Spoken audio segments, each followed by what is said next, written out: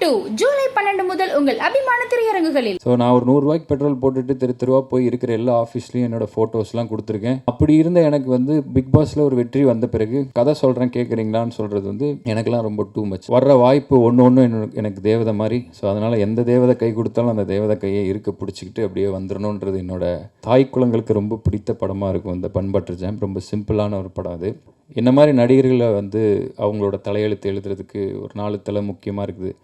முதல் தலை சினிமாவுக்காக எழுதும் எழுத்தாளர். ஸோ அந்த எழுத்தாளர் இங்கே இருக்கார். என்னோட சில படத்தோட கதைகள் கேட்கும்போது ஓகே கதை நல்லா இருக்கா, கேரக்டர் நல்லா இருக்கா அதை பார்த்து தான் பண்ணுவோம். ஸோ பட் இந்த படத்தோட கதையை ராகவ் சார் சொல்லும்போது என் லைஃபோட நிறைய விஷயத்தோட கனெக்டாக இருந்துச்சு. நான் அப்போவே சொன்னேன், சார் எனக்கு இந்த படம் நிறைய கனெக்டாக இருக்குது. ஸோ நான் இந்த கதைக்கு ஆப்டாக இருந்துச்சுன்னா கண்டிப்பாக பண்ணணும்னு ஆசைப்பட்றேன்னு சொன்னேன். எப்போவுமே அவர் அந்த கேரக்டராகவே இருப்பாங்க. அவங்க உண்மையிலே அந்த கேரக்டராக வேறு என்ன கேரக்டரான்னு எனக்கு தெரியல. பட் அவங்க படத்தில் என்ன கேரக்டரோ அதே மாதிரி வாழ்ந்துகிட்டே இருந்தாங்க படத்தில். ஃபர்ஸ்ட் லுக் வந்து ட்விட்டரில் ஃபேஸ்புக்கில் வந்து ஒரு யாராவது விவிஐபிஎஸ் இல்லை ஸ்டார்ஸ் வந்து வெளியிடுவாங்க, அதுதான் வழக்கம். பட் அப்படி இல்லாமல் இது வந்து மீடியா த்ரூவாக போகணும்னு நான் நினச்சோம். ஏன்னா நான் நம்புகிற ஸ்டார்ஸ் வந்து நீங்கள் தான். இது எனக்கு முதல் முறை நான் வந்து ஒரு லீட் ஆக்டராக நடித்து அதோட ப்ரெஸ் மீட் வந்து எனக்கு ரொம்ப புதுசு.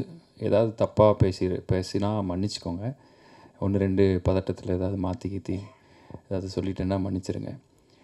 முதலாவதாக இங்கே வந்திருக்கிற பத்திரிகை ஊடகம் துறை நண்பர்கள் பெரியவங்க இங்கே வந்திருக்கிற எல்லாருக்குமே பெரிய வணக்கம். மேடையில் உட்காந்துருக்கிற டெக்னீஷியன்ஸ், கீழேயும் இருக்கிற டெக்னீஷியன்ஸ், இந்த படத்தை உருவாக்க உதவுனவங்க. ஸோ அப்படி எல்லாருக்குமே என்னோடய பணிவான வணக்கம். அப்புறம் இந்த மீடியா, இந்த ப்ரெஸ் பெரியவங்க மூலமாக என்னை பார்த்துக்கிட்டு இருக்கிற சினிமா ரசிகர்களுக்கும் என்னோடய பணிவான வணக்கம். அதே மாதிரி இந்த இடம், இந்த வாய்ப்பு, இன்றைக்கி இங்கே மைக் பிடிச்சி இந்த லைட்டு முன்னாடி நின்று நான் பேசிகிட்டு இருக்கேன்னா அது காரணமான முக்கியமான ஒரு விஷயம் விஜய் டிவி. அவங்களுக்கு என்னோட நன்றி. ஹாட் ஸ்டாருக்கு என்னோட நன்றி. பிக் பாஸ் நிகழ்ச்சிக்கும் அதில் என்னை ஓட்டு போட்டு என்னை ஜெயிக்க வச்ச இந்த அந்தஸ்தை இன்றைக்கி இந்த ஒரு மரியாதை எனக்கு கொடுத்துருக்கிற எல்லா பிக் பாஸ் ரசிகர் குடும்பத்துக்கும் என்னோட பணிவான நன்றி. ஸோ இது எனக்கு ரொம்ப ஸ்பெஷலான ஒரு ப்ரோக்ராம் எனக்கு. ஏன்னா நான் இதே எல்வி பிரசாத்தில் ஃப்ரெண்ட்ஸு படிச்சுட்டு இருக்கும்போது அவங்களோட சேர்ந்து அசிஸ்டண்ட்டாக கூட சேர்ந்து ப்ராஜெக்டில் வேலை செஞ்சுருக்கேன். இன்னொன்று அசிஸ்டன்ட் டைரக்டராக இருந்த காலத்தில் என் ஃப்ரெண்ட்ஸ் ப்ரெஸ்ஸில் இருக்கும்போது இதே மாதிரியே வந்து பின்னாடி அவங்களோட வந்து உட்காந்து ஒருத்தர் என்னென்ன பேசுகிறாங்கன்னு கேட்டுக்கிட்டு இருந்திருக்கேன். எனக்கு நல்லாவே புரியும் உங்களுக்கு நாங்கள் பேசுகிறது எப்படி இருக்குது அப்படின்றது என்னால் நல்லா புரிஞ்சிக்க முடியும். ஸோ எனக்கு இது ரொம்ப ஸ்பெஷல் டேங்கிறனால சில விஷயங்களை மட்டும், எல்லாருமே நிறைய விஷயங்கள் சொல்லிட்டாங்க, எனக்கு தோன்ற சில விஷயங்களை மட்டும் சொல்லணும்னு நினைக்கிறேன். ஸோ அதில் முதல் விஷயம் என்னென்னா, இன்றைக்கி நம்ம வீட்டிலேருந்து கிளம்பி பக்கத்தில் இருக்கக்கூடிய சினிமா தேட்டரில் போய் ஒரு படம் பார்க்குறதுக்கே லேட் ஆகுது. பிளான் பண்ண டைமில் போய் பார்க்க முடியல. அப்போது ஒரு சினிமா தேட்டருக்கு போகிறதுக்கு எவ்வளோ லேட் ஆகும்னு யோசித்து பார்த்தா வந்து நான் கொஞ்சம் சீக்கிரமாக இது நடக்குதுன்ற மாதிரி தான் எனக்கு தோணுது. ஸோ இந்த இடத்துல நான் இன்றைக்கி என்னை கொண்டு வந்து விட்டுருக்கிற, ஸோ நம்ம ஓட்டு போட்டாலும் சரி, நம்மளை பற்றி எழுதுறது நீங்கள் எல்லாருமா சேர்ந்து தான். இந்த வெற்றியை வந்து நீங்கள் எனக்கு கொடுத்தது. ஸோ இன்றைக்கி நான் இங்கே நிற்கிற இந்த நிமிஷத்துக்கு ரொம்ப நன்றியோடு இருக்கிறேன். ரொம்ப எனக்கு சந்தோஷமாகவும் இருக்குது. இதை மாதிரியே வாழ்க்கையில் வந்து எந்த இடம் கிடைச்சாலும் அந்த நிமிஷத்தில் சந்தோஷமாக இருக்கணும் அப்படின்றத நான் இங்கே மேனிஃபெஸ்ட் பண்ணிக்கிறேன். மேலும் வந்து இந்த லாயர்ஸ் அண்ட் டாக்டர்கிட்டலாம் பொய் சொல்லக்கூடாதுன்னு சொல்லுவாங்க.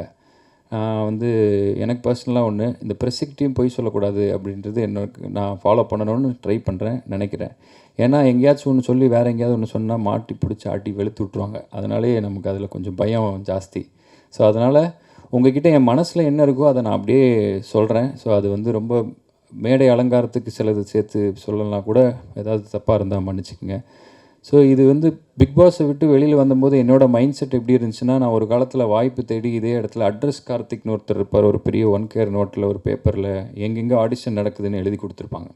ஸோ நான் ஒரு 100 ரூபாய்க்கு பெட்ரோல் போட்டுட்டு தெருவா போய் இருக்கிற எல்லா ஆஃபீஸ்லேயும் என்னோடய ஃபோட்டோஸ்லாம் கொடுத்துருக்கேன். அப்படி இருந்த எனக்கு வந்து பிக் பாஸில் ஒரு வெற்றி வந்த பிறகு கதை சொல்கிறேன் கேட்குறீங்களான்னு சொல்கிறது வந்து எனக்கெல்லாம் ரொம்ப டூ மச். ஸோ அப்போ ஒரு கதையை கேட்டு அதில் குறை நிறைகளெல்லாம் சொல்லணும் அப்படின்றது என்னோடய இது கிடையாது. வர்ற வாய்ப்பு ஒன்று எனக்கு தேவதை மாதிரி. ஸோ அதனால் எந்த தேவதை கை கொடுத்தாலும் அந்த தேவதை கையை இருக்க பிடிச்சிக்கிட்டு அப்படியே வந்துடணுன்றது என்னோடய யோசனையாக இருந்தது. ஆனால் ஏதோ ஒரு விஷயம் பண்ணும்போது நிறைய பேர் இதுக்கு முன்னாடி இதில் அனுபவம் இருந்தவங்க நிறையா விஷயங்களை சொல்லுவாங்க. நீங்கள் த்ரில்லர் பண்ணுங்கள், உங்கள் கண்ணுக்கு நீங்கள் வில்லன் பண்ணுங்கள், நீங்கள் வந்து காமெடி பண்ணுங்கள், இல்லை நீங்கள் எது பண்ணுங்கன்னு சொல்லி என்ன பண்ணுறதுன்னு தெரியாமல் ஒரு 1.5 வருஷம் சுற்றி நானாக ஒரு கதை பண்ணுறேன்னு சொல்லி போய் அப்புறம் என் வீட்லேயே எனக்கு அடையாளம் தெரியாமல் மூஞ்சியில் தாடி கிடியெல்லாம் வளர்ந்து ஸோ அதுக்கப்புறம் ஒரு சிம்பிளாக நம்மளை ரசிகர்களுக்கு எப்படி பிடிக்கும், பார்க்குறவங்க நம்மக்கிட்ட என்ன எக்ஸ்பெக்ட் பண்ணுறாங்கன்றதை நான் புரிஞ்சுக்கிட்டு அதுக்கேற்ற மாதிரியான ஒரு படம் தான் இந்த படம். ஆனால் யாருக்கு பிடிக்கணும் அப்படின்றத நான் நினச்சிக்கிட்டேங்கன்னா, ஒரு சில பேர் வந்து பியூர் சினிமாவை பண்ணுங்கள், சினிமாவில் இருக்கிற ஆளுங்களுக்கு பிடிக்கணும், அப்போ தான் வந்து நிற்க முடியும் அப்படின்னாங்க. ஒரு சில பேர் வந்து ஃபேமிலிக்கு பிடிக்கணும், இன்னொரு சில பேர் குழந்தைகளுக்கு கண்டிப்பாக பிடிக்கணும்னா யாருக்கு பிடிக்குன்றது யார் கையிலையுமே இல்லை. ஆனால் எனக்கு ஒரு ஆசை, இந்த படத்தை வந்து லேடிஸ்க்கு ரொம்ப பிடிக்கும்னு நினைக்கிறேன். இந்த படம் தாய் குலங்களுக்கு ரொம்ப பிடித்த படமாக இருக்கும் இந்த பன் பட்டர் ஜாம். ரொம்ப சிம்பிளான ஒரு படம், அது ஹம்பிளான ஒரு படம். அண்ட் இந்த படத்தில் நிறையா விஷயங்கள் நான் உங்கள்கிட்ட ஷேர் பண்ணணும், நிறையா சொல்லணும்னு தோணுது. ஆனால் இது ஒரு போஸ்டர் லான்ச்சுன்றதுனால என்னோடய உரையை சுருக்கமாக முடிச்சுக்கிறேன். என்னென்னா, இன்றைக்கி நிறையா டெக்னாலஜி வளர்ந்துருச்சு. இப்போ நீங்கள் என்ன மாதிரியான ஒரு போஸ்டர் வேணும் அப்படின்றதுக்கு ஒரு சின்ன சென்டென்ஸில் நீங்கள் ஏஐக்கு ஒரு ப்ராம்ப்ட் கொடுத்தீங்கன்னா உங்களுக்கு அப்படியே அது க்ரியேட் பண்ணி அல்ட்ரா ரியலாக ஏதோ ஒன்று கொடுக்குது.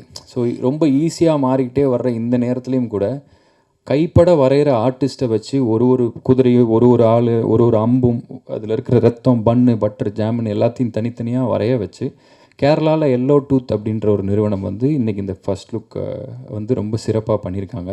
ஸோ அவங்க எங்கே இருந்தாலும் அதை பார்த்துட்டு இருந்தீங்கன்னா உங்களுக்கு நாங்கள் ரொம்ப கடமைப்பட்டிருக்கோம், ரொம்ப நன்றி. இதுதான் ஒரு நாய்ஸை க்ரியேட் பண்ண போகுது.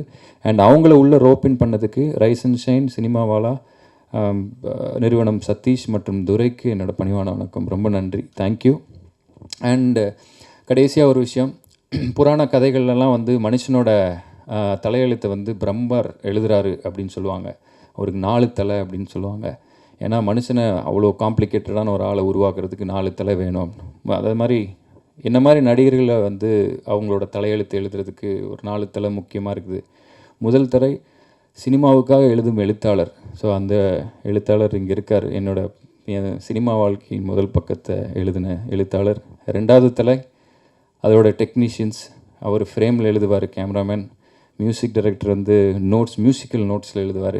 எடிட்டர் எழுதுனது பூரா கட் பண்ணி எரிஞ்சிருவார். அந்த மாதிரி 2nd தலை வந்து டெக்னீஷியன்ஸ். 3வது தலை அப்படின்றது வந்து நீங்கள் தான். நீங்கள் எழுதுறது தான் என் தலையெழுத்தில் அது கொஞ்சம் பார்த்து கரெக்ட் பண்ணி நீங்கள் எழுதுறது. 4வது தலை மக்கள். நீங்கள் என்ன எழுதுறீங்களோ அதை பார்த்து படித்து அவங்க மீண்டும் ஒன்று எழுதுவாங்க. ஸோ கொஞ்சம் பார்த்து செய்யுங்க தலை. Thanks, thank you so much.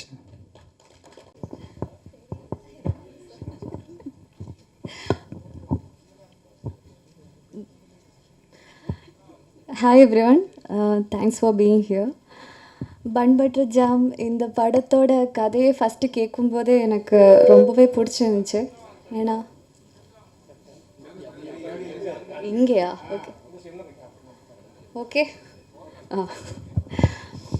அப்போது சில படத்தோட கதைகள் கேட்கும்போது ஓகே கதை நல்லா இருக்கா, கேரக்டர் நல்லா இருக்கா அதை பார்த்து தான் பண்ணுவோம். ஸோ பட் இந்த படத்தோட கதையை ராகவ் சார் சொல்லும்போது என் லைஃபோட நிறைய விஷயத்தோட கனெக்டாக இருந்துச்சு. நான் அப்போவே சொன்னேன், சார் எனக்கு இந்த படம் நிறைய கனெக்டாக இருக்குது, ஸோ நான் இந்த கதைக்கு ஆப்டாக இருந்துச்சுன்னா கண்டிப்பாக பண்ணணும்னு ஆசைப்பட்றேன்னு சொன்னேன். ஸோ கொஞ்சம் டேஸ்க்கு அப்புறம் அவங்க வந்து லைக் செலக்டட்னு சொன்னாங்க. அப்போது ரொம்ப ஹாப்பியாக இருந்துச்சு. ஏன்னா நம்மளுக்கு கனெக்ட் ஆகிற மாதிரி ஒரு படம் பண்ணுறது ரொம்ப பெரிய விஷயம். ஸோ அந்த விதத்தில் thank you so much Raghav sir for selecting me for this project. He is a good friend of mind. அப்புறம் Suresh sir, thank you so much Suresh sir. அவர் இங்கே இல்லை, but we all miss you sir. இந்த மாதிரி ஒரு பியூட்டிஃபுல்லான படம் நீங்கள் எடுத்ததுனால ரொம்ப ரொம்ப தேங்க்யூ ஸோ மச். அப்புறம் சதீஷ் சார், அவரால் தான் இந்த படம் வந்து இந்த அளவுக்கு வந்திருக்கு. So thank you Sathish sir. And comes to Raju, உண்மையிலே சொல்கிறவங்க கூட ஒர்க் பண்ணுறது ரொம்ப ஹாப்பியாக இருந்துச்சு. Actually truly amazing. என்ன சொல்கிறது, எப்போவுமே அவர் அந்த கேரக்டராகவே இருப்பாங்க. அவங்க உண்மையிலே அந்த கேரக்டராக வேறு என்ன கேரக்டரான்னு எனக்கு தெரியல, பட் அவங்க படத்தில் என்ன கேரக்டரோ அதே மாதிரி வாழ்ந்துகிட்டே இருந்தாங்க படத்தில். So it was amazing working with you sir. And இந்த படத்தோட கேமராமேன் பாபு சார் எங்களை எல்லாருமே ரொம்ப பியூட்டிஃபுல்லாக காட்டியிருந்தாங்க. Thank you sir, thank you so much. அப்புறம் இந்த படத்தில் வந்து ஒரு வைப்ரண்டான ஒரு காஸ்ட் இருக்குது. பவ்யா, மைக்கேல், அப்புறம் Saranya ma'am, Devadarshini ma'am, Charles sir, அப்படி சொல்லிட்டு எல்லாருமே அவங்கவுங்க கேரக்டர் ரொம்ப பியூட்டிஃபுல்லாக பண்ணியிருந்தாங்க. அப்புறம் big thanks to the entire crew of PBJ, managers, Bharathi sir, Ganesh sir, and the technicians, ADs, Guru அண்ணா, எல்லாருக்குமே ரொம்ப தேங்க்ஸ். அப்புறம் இந்த படம் கூடிய சீக்கிரமே தியேட்டரில் வருவாங்க. நீங்கள் எல்லாருடைய சப்போர்ட் தேவை, கண்டிப்பாக சப்போர்ட் பண்ணுங்கள். Thank you so much. சின்ன படம் இருந்தாலும் வந்து ப்ரெஸ்ஸு, மீடியா, பத்திரிகைகள் நண்பர்கள் எல்லாருமே வந்து அவ்வளோ சப்போர்ட் பண்ணிங்க. அது என் லைஃப்பில் மறக்கவே முடியாது. எப்போவுமே ஃபஸ்ட்டு படம்ன்றனால அது ஒரு மிகப்பெரிய ஒரு பூஸ்ட்டு கிடச்சிது உங்கள் த்ரூவா.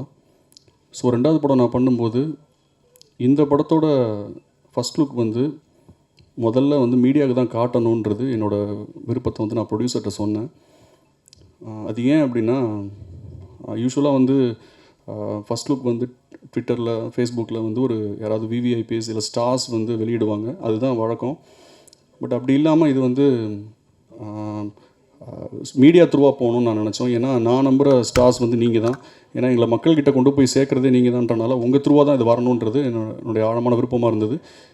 இந்த விருப்பத்தை வந்து நிறைவேற்றி கொடுத்த என்னோடய தயாரிப்பாளர் சுரேஷ் சுப்பிரமணியம் அவர்களுக்கு நான் ரொம்ப நன்றி தெரிவிச்சுக்கிறேன். அவர் நிஜமாகவே வந்து ரொம்ப பேஷனேட்டான ஒரு ப்ரொடியூசர். அவர் ஒரு சினிமான்ற ஆர்ட் ஃபார்முக்கு ஜென்யூனாக என்ன தேவையோ அதை மேக்கிங்கில் வந்து அதை என்ன ப்ரொவைட் பண்ணால் அந்த மேக்கிங் வந்து ஜென்யூனாக வருமோ அதை வந்து கரெக்டாக பண்ணி கொடுத்த ஒரு மிக நல்ல சிறந்த தயாரிப்பாளர். ஒரு எல்லா டேரக்டருமே ஒரு ட்ரீம் ப்ரொடியூசர்னு சொல்லுவாங்க இல்லையா, இப்படி இருந்த ப்ரொடியூசர்ஸ் வந்து நம்ம நினச்சதை எடுக்கலான்னு சொல்லி. ஸோ அந்த மாதிரியான ஒரு ப்ரொடியூசர். அப்படிப்பட்ட ஒரு நல்ல ப்ரொடியூசரை எனக்கு அறிமுகம் செஞ்சு கொடுத்த என்னுடைய நண்பன் வந்து சதீஷ், சதீஷ், சினிமாவாலா பிக்சர்ஸ். சதீஷ் இல்லைனா ஆக்சுவலாக அந்த ப்ராஜெக்ட் ஸ்டார்ட் ஆகிருக்காது. ஏன்னா எங்களுக்கு மையப்புள்ளியே அவர் தான் இருந்தார். ஸோ அது மட்டும் இல்லை, நாங்கள் கதை எழுதி எல்லாம் ரெடி பண்ணதுக்கப்புறமா ராஜு தான் ஹீரோன்னு நாங்கள் முடிவு பண்ணதுக்கப்புறமா எங்களை ராஜுவையும் உள்ளே கொண்டு வந்தது சதீஷ் தான். So he is the project designer of the film Bun Butter Jam. And KV Durai, முக்கியமாக நான் மென்ஷன் பண்ணோன்னா, துரை வந்து டி கம்பெனி அவரோட முக்கியமான ஆள். ஏன்னா அவர் த்ரூவாக தான் வந்து ராஜு இந்த படத்துக்குள்ளே வந்தார். ராஜு கதை கேட்டுமே நம்பி ஒரு 2 மணி நேரம் கேட்ட உடனே நான் பண்ணுறேன்னு சொல்லிட்டார் அந்த படத்தை. ஸோ அதுதான் முதல் நம்பிக்கை. அதுக்கப்புறம் இந்த படத்தில் ஒரு ஃபென்டாஸ்டிக்கான காஸ்ட் அண்ட் க்ரூ இருக்குது. காஸ்ட்னு பார்த்திங்கன்னா ஆத்யா, பவ்யா இவங்க நடிச்சிருக்காங்க. அதுக்கப்புறம் என்னோடய favourite Charle sir, Saranya ma'am, Devadarshini, இந்த மாதிரி ஒரு ட்ரீம் காஸ்ட் இருக்குது. ரொம்ப முக்கியமான ரோல்ஸில் ரொம்ப நல்ல ரோல்லாம் மைக்கேல் தங்கதுரை பண்ணியிருக்காரு, விஜே பப்பு பண்ணியிருக்காரு. வேறு யாரையும் விட்டுருந்தா மன்னிச்சிருங்க. ஸோ எனக்கு நான் எழுதி வச்சு பேசலை, நான் இயல்பாக என்ன வருதோ அதை தோன்றதை பேசுகிறேன். இந்த போஸ்டர் நீங்கள் பார்த்துருப்பீங்க, ஃபஸ்ட் லுக் போஸ்டர். ஸோ இந்த போஸ்டர் வந்து ஒரு போர்க்களத்தில் ஒருத்தன் உட்காந்து ஜாலியாக பண்பட்ட ஜம் சாப்பிட்ருக்கான்ற மாதிரியான ஒரு விஷயம் அது. இது என்னென்னா, படத்தில் இருக்கிற ஈஸியாக ஃபோட்டோ ஷூட் பண்ணிவிட்டு ஒரு போஸ்டர் டிசைன் பண்ணிடலாம். ஸோ அப்படி இல்லாமல் படத்தோட ஒரு கோர் ஃபிலாசபியை ஒரு சென்சிபிளாக அது ஒரு மெட்டாஃபராக ஒரு ரினைசன்ஸ் பெயிண்டிங் மாதிரி பண்ணணுன்றது என்னோடய விருப்பம். அதை என் ப்ரொடியூசர்கிட்ட சொல்லும்போது அவர் வந்து நம்ம ட்ரை பண்ணி பார்க்கலான்னாரு. எவ்வளோ சேலஞ்சஸ் இருந்தது. கிட்டத்தட்ட ஒரு 50 days வந்து கையில் வரைஞ்சது தான் அந்த போஸ்டர். இங்கே நிறைய டிசைனர்ஸ் கிட்ட நாங்கள் வந்து ட்ரை பண்ணும்போது நிறைய பேர் வந்து பின்வாங்கிட்டாங்க. ஸோ ஃபைனலாக we found Yellow Tooths. So அவங்க தான் வந்து இதை நல்லா வரைஞ்சி இந்த லெவலில் கொண்டு வந்திருக்காங்க. So thanks to yellow tooths. And என்னோடய காஸ்ட் அண்ட் க்ரூவை நான் இன்ட்ரடியூஸ் பண்ணணும். பட் எல்லோரும் பேசி முடிச்சதுக்கப்புறம் நான் கடைசியாக நான் முக்கியமான, அதாவது மேடல் இருக்கிறவங்க தான் முக்கியம், கீழே இருக்கிறவங்க முக்கியம் இல்லைன்னு அர்த்தம் கிடையாது. இடம் பற்றாக்குறை ப்ளஸ் யார் கொஞ்சம் இது வந்து ஒரு சின்ன ஈவெண்ட் தான்றனால நிறைய பேர் பேச வேணான்றனால நாங்கள் வந்து யாரையும் மேலே கூப்பிடல. ஸோ இனிவே ஃபைனலாக எல்லோரும் பேசி முடிச்சதுக்கப்புறம் நான் டெஃபினட்டாக அறிமுகப்படுத்துகிறேன். அதான் வாழ்க்கையில் வந்து நமக்கு நிறையா போராட்டம் நடக்கும், பிரச்சனைகள் இருக்கும். இந்த போர்க்களம்னு நான் டிபிக்ட் பண்ணது வந்து எல்லாரோட மைண்ட்லேயுமே இந்த போர்க்களம் இருக்குது. லைஃப்பில் வந்து நம்ம பிரச்சனையை சந்திச்சுட்டே இருப்போம். ஆனால் அன்றாட ஒரு சின்ன சின்ன என்ஜாய்மெண்ட்ஸ் இருக்கும். அந்த என்ஜாய்மெண்ட்ஸ் வந்து நம்ம என்ஜாய் பண்ணாமே போவோம், தள்ளி போட்டே போவோம். நாளைக்கு பார்த்துக்கலாம்னு சொல்லிட்டு ஒரு நாள் அந்த நாளையே இல்லாமல் போயிடும். ஸோ அந்தந்த கணத்தோட ஒரு சந்தோஷத்தை அனுபவிக்கணுன்றது தான் இந்த அந்த ஃபிலாசபி தான் இந்த போஸ்டர் மூலமாக நான் லவுடாக சொல்ல நினச்சேன். அது எனக்கு தெரிஞ்சு நல்லா கன்வே ஆயிருக்குன்னு நான் நம்புகிறேன். உங்களுக்குலாம் பிடிச்சதுன்னு நான் நம்புகிறேன்.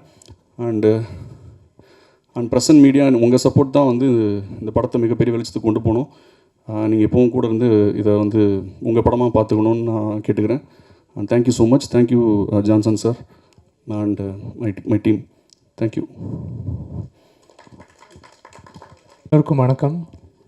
பத்திரிகையாளர் நண்பர்களுக்கும் வணக்கம். My team.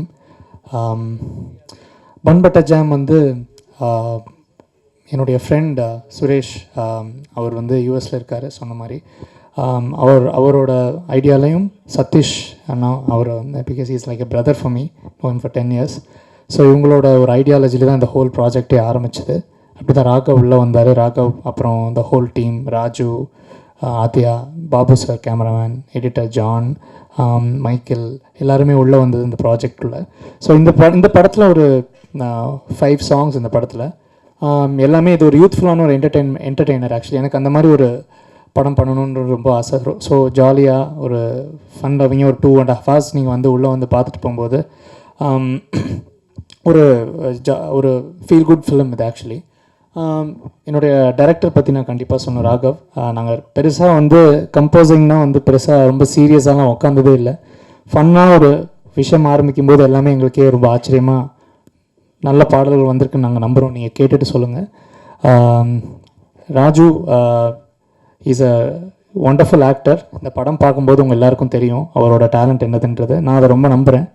He's here to stay actually.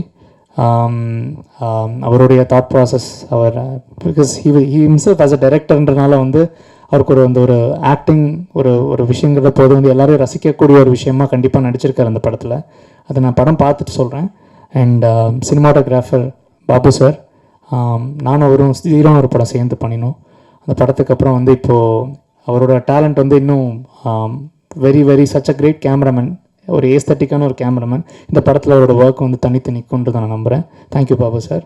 And John my editor, யாதும் ஊரே யாவரும் கேடின்னு ஒரு படத்தில் அவரோட நான் ஒர்க் பண்ணேன், விஜய் சேதுபதி சார் படத்தில். இந்த படத்தில் வந்து அவர் எடிட்டிங் பண்ணியிருக்காருன்றது ரொம்ப ரொம்ப ஹாப்பியான ஒரு விஷயம். Thank you John sir. மொத்தமாக இந்த டீம், Aadhya, welcome to Bun Butter Jam. So நீங்கள் நடித்ததையும் பார்த்தா ரொம்ப நல்லா இருக்குது. ஹோல் படமும் நல்லா வந்திருக்குன்னு நம்புகிறோம். ஸோ ரொம்ப பேச விரும்பலை. நல்ல பாட்டும் நல்ல படமும் வந்து தன்னால் அந்த ஆர்ட் நல்லா இருந்ததுன்னா தன்னால் அதுவே தேடிக்கும். ஸோ நீங்கள் எல்லோரும் பார்த்து எங்களுக்கு சப்போர்ட் பண்ணுறதுக்கு தாழ்மையோடு கேட்டுக்கிறேன். நன்றி, வணக்கம், தேங்க்யூ.